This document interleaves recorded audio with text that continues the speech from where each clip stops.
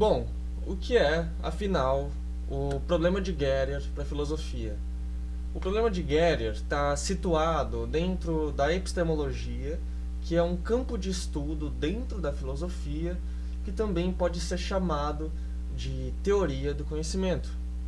A teoria do conhecimento, ou epistemologia, ela tenta delimitar o que a gente pode entender e o que a gente não pode entender por conhecimento. Ou então, o que é o conhecimento? E dentro da epistemologia, então, vai surgir diversas correntes, como o relativismo, o ceticismo, o empirismo, o racionalismo e por aí vai. Mas que eu vou me ater, basicamente, ao que a gente chama de perspectiva standard ou perspectiva padrão. A mais comum e a mais aceita também. A perspectiva standard, ela entende, primeiramente, que a gente já tem um considerável nível de conhecimento. A gente pode conhecer nossos sentimentos, podemos ter conhecimento do passado, como ontem eu saí com o meu cachorro. A gente pode ter conhecimento do futuro, como amanhã irei ao mercado. Né? Então a gente tem vários tipos de conhecimento. Esses conhecimentos, eles partem de fontes, né? Então existem diversas fontes de onde eu posso obter conhecimento. Algumas dessas fontes pode ser uma testemunha de outra pessoa, né? Outra fonte pode ser a minha própria memória. A minha memória vai dizer, ontem eu passei com o meu cachorro, então eu vou chegar nessa conclusão, né? Além de testemunho, de memória, posso ter a minha própria percepção sensorial, como por exemplo, aqui eu tenho uma garrafinha de água, um exemplo que curiosamente sempre dão, né? Tem uma garrafinha de água que eu estou sentindo, eu estou percebendo na minha frente, então os meus sentidos apontam que tem uma garrafinha de água aqui no ambiente, né? No caso, a própria fonte do conhecimento também seria o ambiente em si. Então, basicamente, é isso que a perspectiva standard presume, que a gente tem diversos tipos de conhecimento e que esses conhecimentos partem de diversas fontes diferentes. Só que tem uma questão, essas fontes, elas são falíveis. O que isso significa? Significa que elas não são perfeitas, elas podem estar erradas. Digamos que eu acredito que um camarada meu, um amigo, foi ao parque.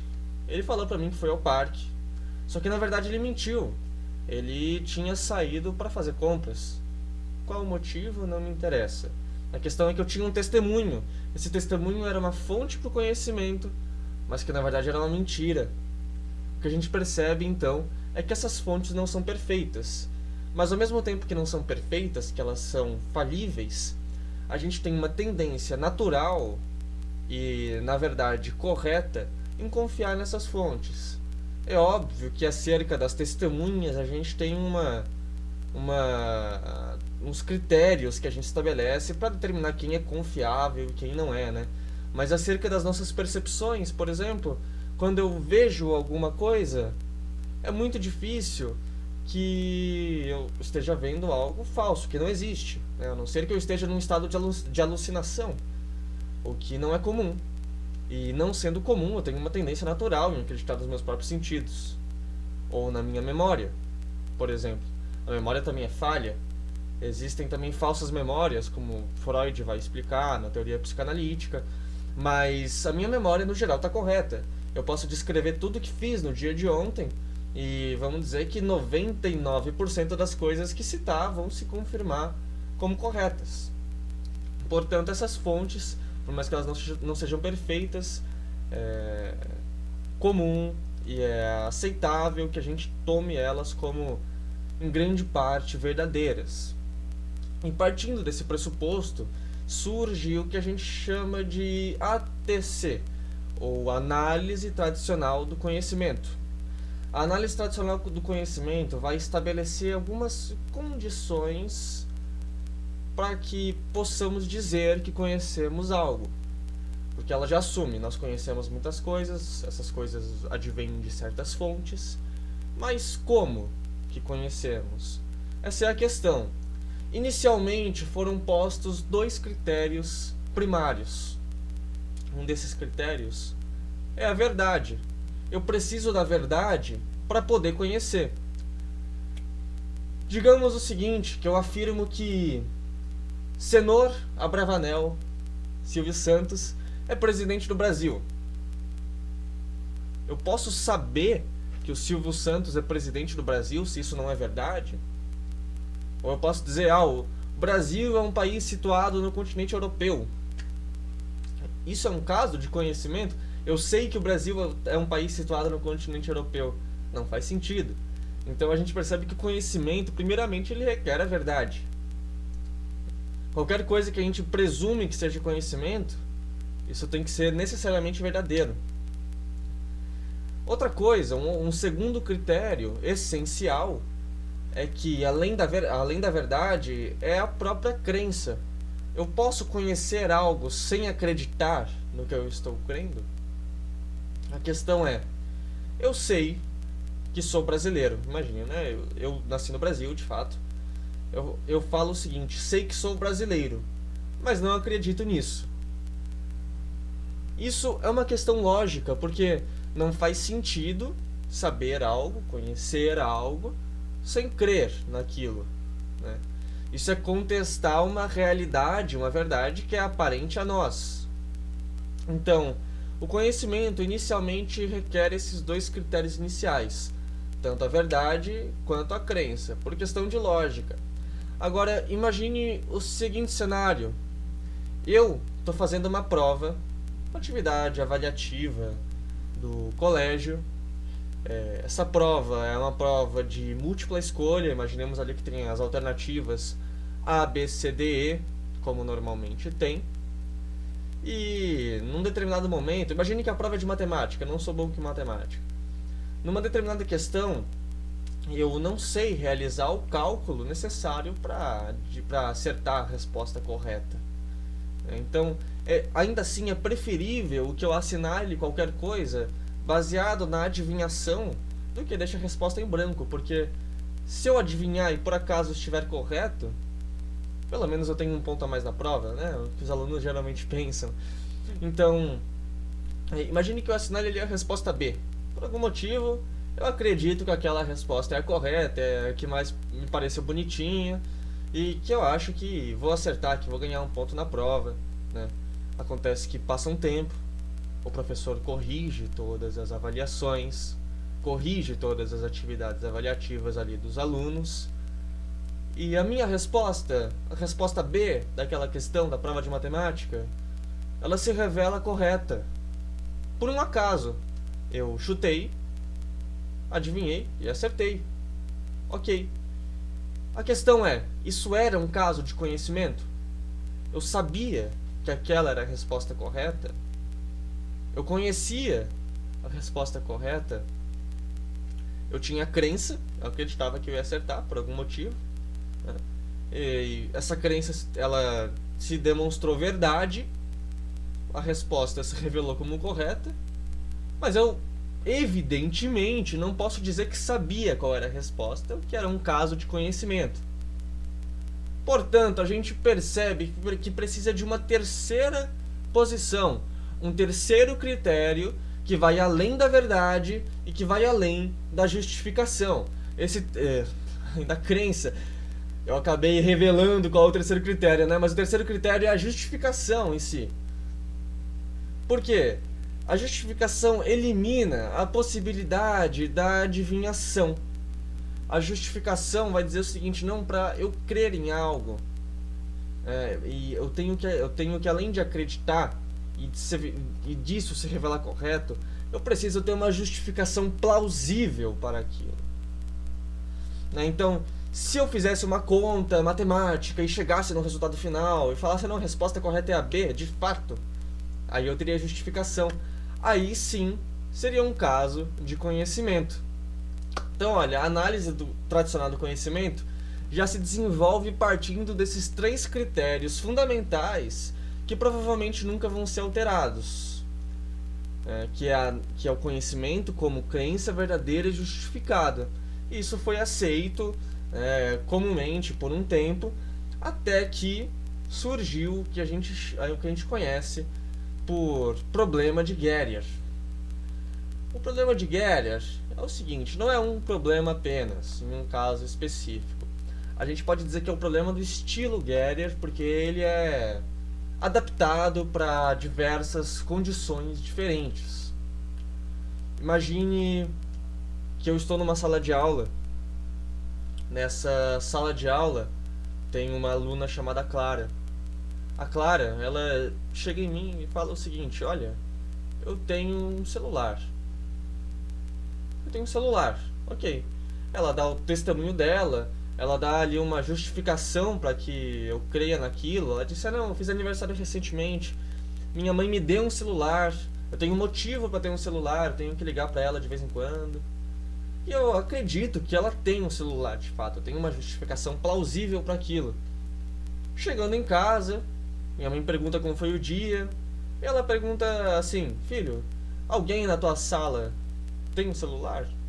Seja qual for o motivo dela querer saber isso. Ela faz essa pergunta a mim, e logo lembro da Clara, né? E falo: sim, alguém na minha sala tem um celular. Se eu acredito que a Clara tem um celular e a Clara estuda comigo, então eu tenho que chegar na resposta lógica de que alguém na minha sala tem um celular. Eu falo isso pra minha mãe: sim, alguém tem um celular. Acontece que o testemunho todo da Clara era uma mentira, um engodo. Seja por qual for o motivo que ela quis mentir pra mim, ela mentiu.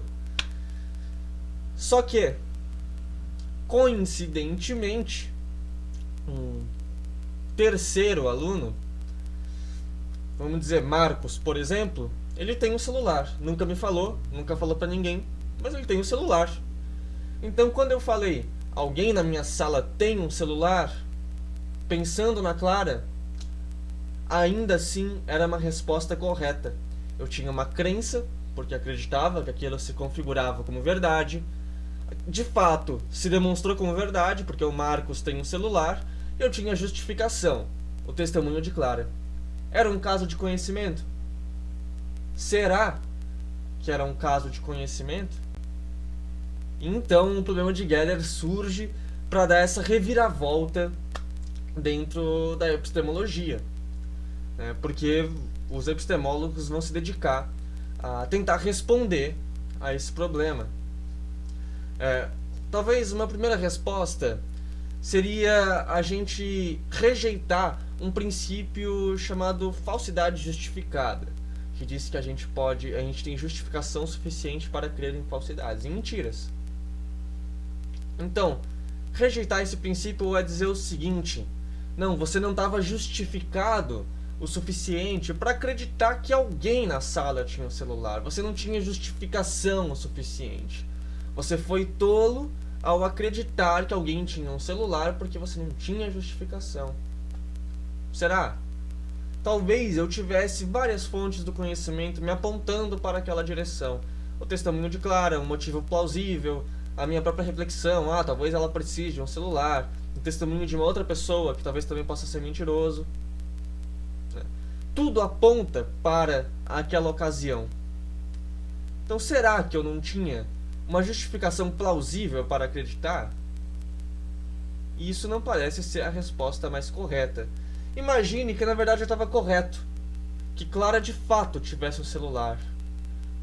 E daí rejeitar esse princípio vai dizer o seguinte: não, agora, como se demonstrou verdade, como essa proposição de que alguém tem um celular na sua sala se demonstrou verdadeira, na verdade você estava justificado.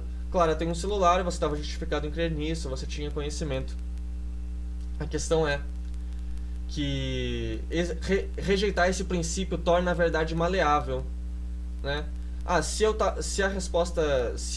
tô correto, então eu tenho justificação plausível. Se eu tô errado, eu não tenho justificação plausível. Então rejeitar esse princípio não é uma boa resposta ao problema de estilo Guerrier. Agora vai surgir uma segunda resposta, que é rejeitar a dedução justificada. Quer dizer o seguinte: eu tenho uma proposição, uma ideia. Clara tem um celular. E daí, por um raciocínio lógico, dedutivo, eu penso o seguinte: não, se Clara tem um celular, Clara estuda comigo na minha sala, então logo, logicamente, alguém na minha sala tem um celular também, né? Alguém na minha sala tem um celular, é uma resposta lógica.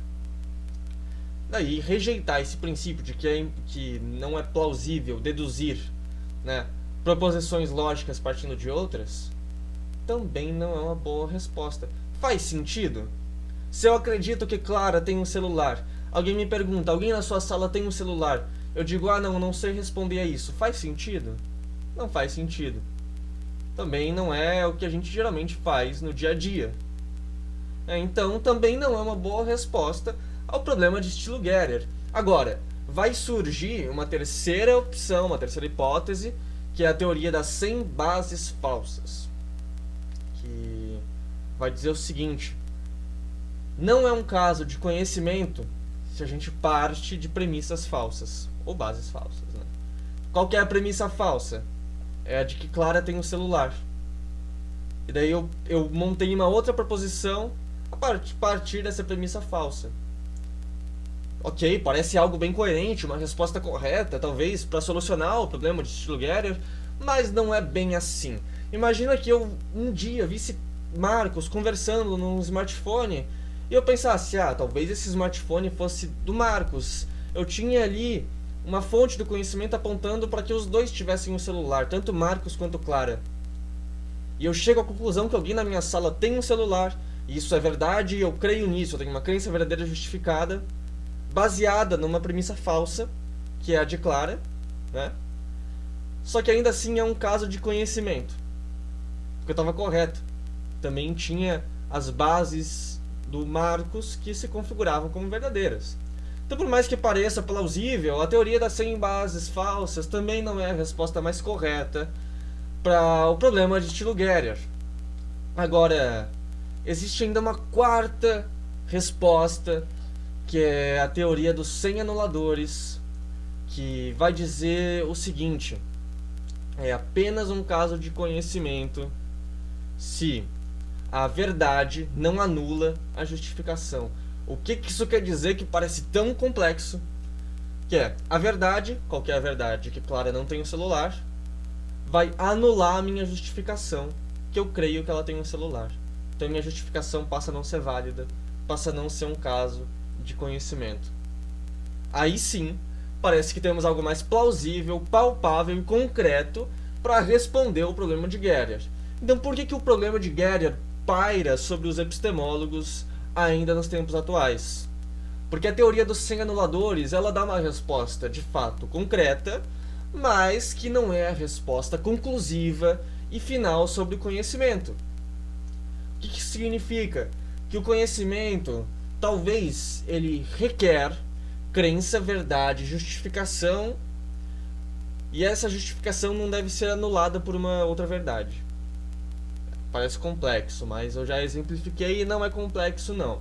A questão é que o conhecimento requer essas 4 coisas. O conhecimento não é essas 4 coisas. Então talvez a teoria dos 100 anuladores seja uma resposta de fato plausível, mas que não é a resposta final. Portanto, a gente já tem aí uma base que a gente pode trabalhar, que é em cima dessa teoria, mas que ainda temos de ir além.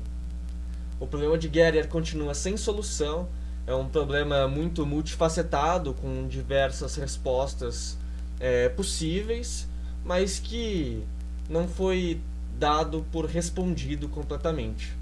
Ainda não foi completamente refutado, apesar de já termos um norte, uma direção a qual podemos ir, que é partindo dessa premissa dos 100 anuladores. Há ainda outras respostas possíveis. Há quem diga que o problema de Gerer é um pseudo-problema, que é um caso de conhecimento, apesar de que seja mínimo. Há quem diga que o conhecimento não é analisável. Há diversas respostas. É uma discussão reservada aos epistemólogos, mas que não vai ser solucionada e finalizada tão cedo.